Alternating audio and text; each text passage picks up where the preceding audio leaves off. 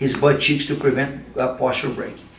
So what I'm doing here is that I have to have the sensibility to feel that he will actually try really hard to go there before I try to stand up.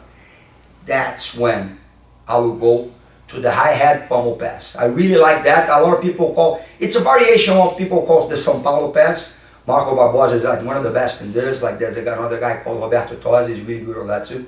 But I will show with a couple of details that I used to use to myself, because being a really small guy, I fell prey of a couple of submissions there, and then when I started to do this, it solved my problem.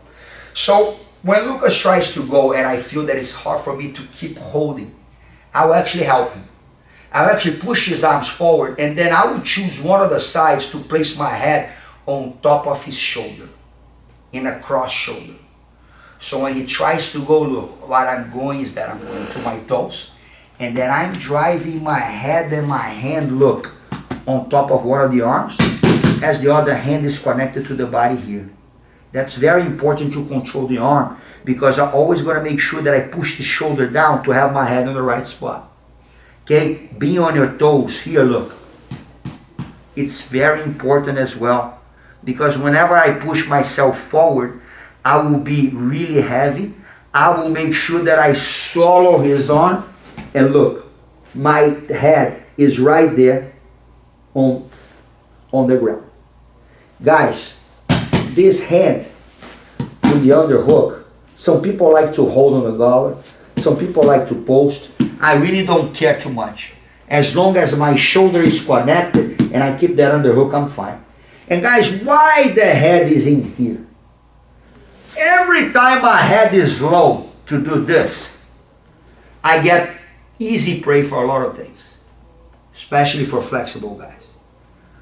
Lucas can easily do here his case on plan. He just, right there. Okay? This is one of the many things, like you have the cross choke and you have like, you know, like a lot of shoulder locks and all this stuff. But once I have my head on top of the shoulder and my toes on the ground with my butt up, try to omoplata there, Lucas. That is humanly impossible for him to do any of that. The choke is also not an option because my head is too high. And sometimes also a lot of people get here but they don't address the arm.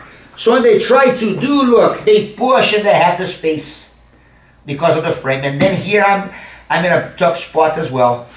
So the setup is very important for you to swallow that arm and place your head in the right spot. Okay, as you go to your toes, as your head goes on the ground, and then we're going to be doing continuation from here. So again, here I am.